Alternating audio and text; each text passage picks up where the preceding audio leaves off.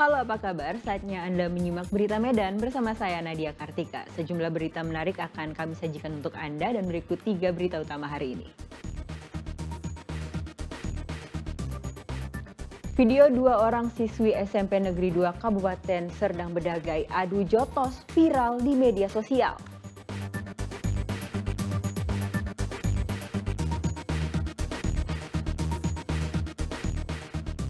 Anggota fraksi Gerindra DPRD Kota Sibolga menyegel pintu utama kantor DPRD Kota Sibolga.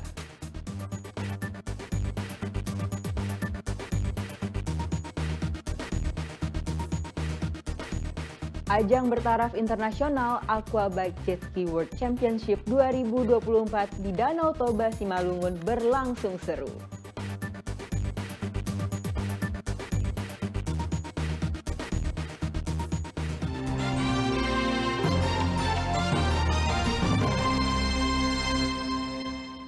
Viral di media sosial, video 2 orang siswi SMP Negeri 2 Kabupaten Serdang Bedagai terlibat adu jotos pada Rabu 13 November 2024. Pihak sekolah menyesalkan perkelahian yang terjadi di area sekolah tersebut. Kedua orang tua pelaku juga dipanggil untuk mediasi.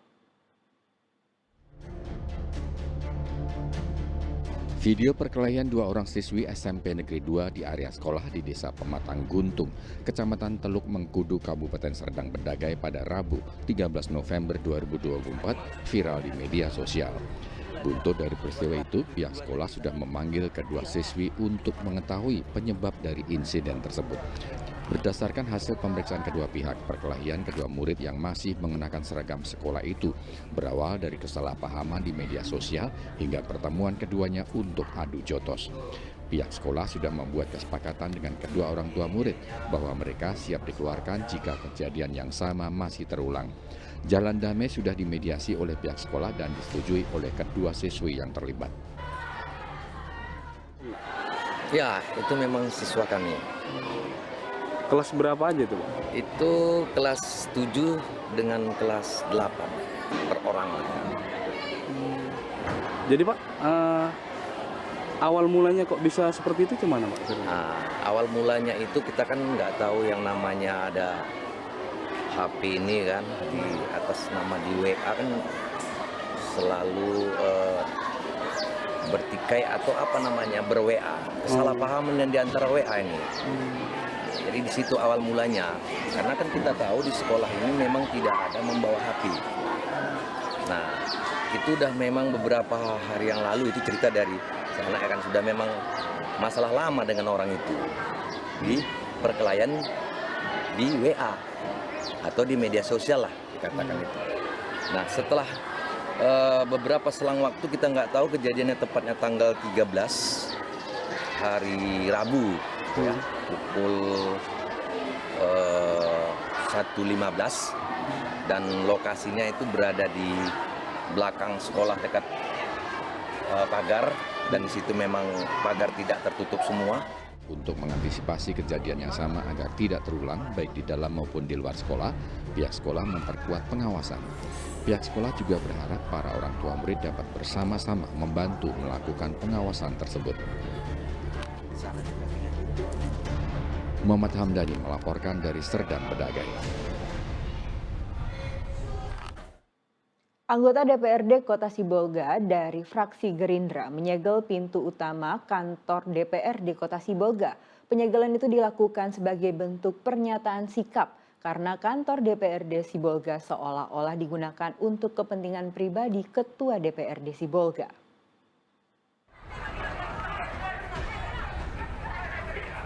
Bentrok fisik terjadi sebagai buntut penyegelan pintu utama DPRD Kota Sibolga. Insiden tersebut terjadi antara dua kelompok masyarakat. Beruntung pihak kepolisian langsung bisa meredam keributan yang terjadi. Sebelumnya, Ketua Fraksi Gerindra DPRD Sibolga Fuad Hutagalung dan anggota fraksi Yasran Siambaton menyegel pintu masuk utama kantor DPRD Kota Sibolga dengan menggunakan papan. Mereka juga menuliskan pernyataan sikap bahwa kantor ini bukan milik pribadi Ketua DPRD Kota Sibolga. Peristiwa ini terjadi pada hari Kamis siang 14 November 2024 pekan lalu.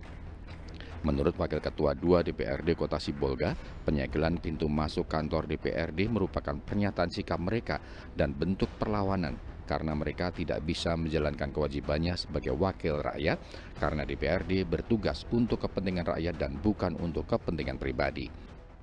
Kami menyatakan sikap, artinya DPR ini tentu punya fungsi dan tugas dan hak kewajiban yang sudah jelas tertera di dalam aturan. Sampai hari ini kami bingung dengan apa yang terjadi karena apa? Hak kami sebagai DPRD Kota Sibolga tentu harus kami pertanyakan. Kami merasa hari ini dirugikan baik material dan imaterial. Imaterialnya apa? Kami tidak bisa jadinya melakukan kebermanfaatan untuk kota yang kami cinta ini, yaitu Kota Sibolga dan terkhususnya masyarakat Kota Sibolga. Sementara itu, Ketua DPRD Kota Sibolga menyatakan permasalahan tersebut harus dapat diselesaikan secara intern oleh seluruh anggota DPRD Kota Sibolga.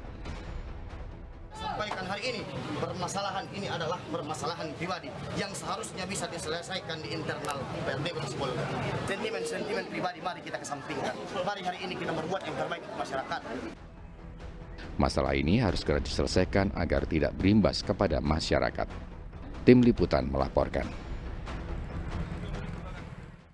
Di Parapat terdapat rumah singgah Bung Karno yang ditempati saat agresi militer kedua pada 1948 hingga 1949. Selama 2 bulan tinggal di rumah itu, Soekarno mencari cara agar bisa berkomunikasi dengan gerilyawan. Salah satunya dengan menyelipkan surat lewat tulang ayam. Seperti apa kisah selengkapnya? Berikut liputannya.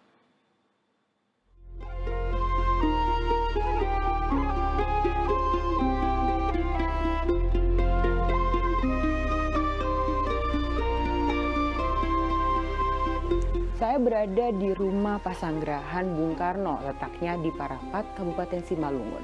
Namun untuk mengetahui bagaimana cerita di dalam rumah Pasanggerahan ini, saya akan bertemu dengan Pak Zami yang menjadi pengurus dan perawat dari rumah Pasanggerahan. Pak, ini kan menjadi tempat persinggahannya Soekarno ya pada zaman 49, 48, ya betul. Waktu agresi Belanda kedua. Agresi Belanda kedua. Kami boleh tahu nggak lokasi-lokasi yang itu atau salah satunya kamarnya Pak Soekarno di mana? Bung Karno. Kalau kamar Bapak yang ini yang ditutup. Oh, yang ini. Kamarnya Bung Karno ini apakah memang selalu tertutup atau kita boleh lihat atau seperti apa Pak sebenarnya? Kalau kamarnya Bapak ini selalu tertutup dan ini jarang dibuka, paling kalau dibuka dibersih. Tepat di seberang kamar Bung Karno ada kamar Agus Salim. Berbeda dengan kamar Bung Karno yang terbatas izinnya, kamar Agus Salim terbuka untuk umum dan bisa digunakan untuk menginap para tamu dan pejabat. Sebenarnya apa sih yang membuat akhirnya Soekarno ataupun Pak Agus Salim itu kesini? Jadi sejarahnya, dulu waktu terjadi agresi Belanda kedua, Presiden Soekarno, Kiai Haji Agus Salim, Sultan Syahrir, Bung Hatta ditangkap sama tentara Belanda. Setelah itu beliau diasingkan ke Sumatera. Sebelah sana saya lihat ada beberapa foto, mungkin bisa diceritakan bagaimana sejarahnya, makna fotonya, atau kapan sih sebenarnya foto-foto ini diambil? Jadi ini foto Bapak waktu diasingkan di sini, tepatnya di bulan Januari tahun 1949. Kalau yang di bawah ini foto Presiden Soekarno, Kiai Haji Agus Salim, Sultan Syahrir waktu di Tanah Karo di Brastagi, tepatnya di Desa Logumba, Bukit Kubu. Kenapa sampai dibuangnya jauh banget ke Sumatera ataupun ke daerah lain seperti itu saat itu? Jadi tujuannya Presiden Soekarno diasingkan yang pertama itu adalah memutuskan komunikasi antara beliau dengan para pemimpin yang lain. Tujuan yang kedua membujuk Presiden untuk membatalkan proklamasi. Sempat Presiden dikasih hadiah karena beliau tidak mau menandatangani surat untuk membatalkan proklamasi. Hadiahnya itu berupa 1 peti uang golden ditambah 1 peti pakaian mewah. Tapi beliau tetap dengan pendiriannya, sampai kapanpun hadiah ini tidak akan kami terima.